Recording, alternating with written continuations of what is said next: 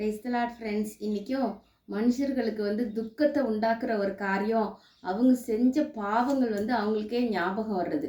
ஐயோ, நான் இப்படிலாம் பாவம் பண்ணியிருக்கனே, இவ்வளோ கொடுமையானவனா நான் இருந்திருக்கிறேனே அப்படின்னு சொல்லிட்டு அந்த தாட்டே அவங்களுக்கு ரொம்ப சேடாக ஒரு ஃபீலிங் கொடுக்கும் ஃப்ரெண்ட்ஸ். ஆனால் ஜீசஸ் அந்த ஒரு அந்த ஒரு குற்ற மனப்பான்மையை போக்கி பாவத்தெல்லாம் கழுவுறதுக்காக தான் ஃப்ரெண்ட்ஸ் பூமிக்கு வந்தாங்க.